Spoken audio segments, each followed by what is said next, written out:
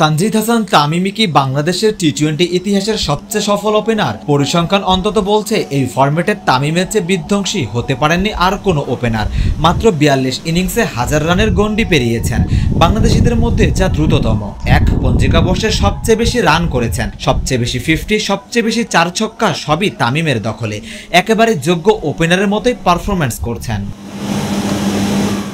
তবে তামিমের এই পারফরম্যান্সে আছে একটা শুভঙ্করের ফাঁকি। 42 ম্যাচের ক্যারিয়ারে তামিমের সিংহভাগ রান এসেছে দ্বিপাক্ষিক সিরিজ থেকে। আইসিসি টুর্নামেন্টে রীতিমতো মুখ থুবড়ে পড়েছেন এই মারকুটে ওপেনার। অতীতে বাংলাদেশি ওপেনারদের ক্ষেত্রে যা হয়েছে আর কি, তামিমও সেই ধারা বজায় রেখেছেন। দ্বিপাক্ষিক সিরিজে হিরো, বিশ্বকাপ কিংবা এশিয়া কাপে এলেই সুপার ফ্লপ। ক্যারিয়ারের 42 ম্যাচের মধ্যে তামিম 30টি ম্যাচ খেলেছেন বিভিন্ন সিরিজে। এই 30 ম্যাচে তামিমের ব্যাট থেকে আসে 35 গড়ে 913 রান। স্ট্রাইক রেটটাও দারুণ, 133.28। ক্যারিয়ারে 10টি অর্ধশতকের 9টিই এসেছে এই সিরিজগুলোই।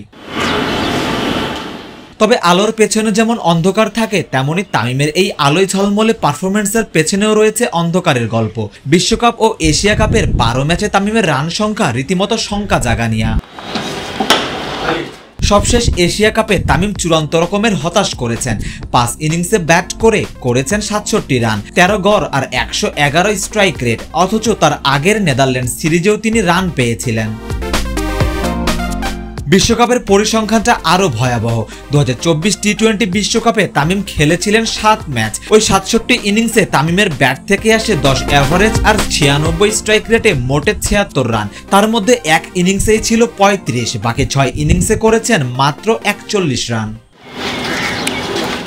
দেশের হয়ে দ্রুততম 1000 রানের গন্ডি পেরিয়েও তাই প্রশ্নটা আসছে, তামিমও কি অতীতে খেলা সিনিয়র ওপেনারদের দেখানো পথেই হাঁটছেন? বিশ্বকাপের মতন বড় মঞ্চে তামিম, ইকবাল, সৌম্য সরকাররা পারফর্ম করতে পারেননি বলে ক্যালিবার থাকা সত্ত্বেও আন্তর্জাতিক তারকা হতে পারেননি। তানজিদ তামিমও যদি সেই পথেই হাঁটেন, তাহলে এর চেয়ে হতাশার আর কি বা হতে পারে?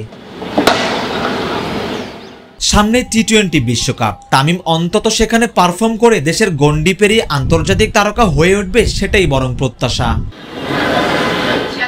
সারোয়ার সেতু, ক্রিকেট 97।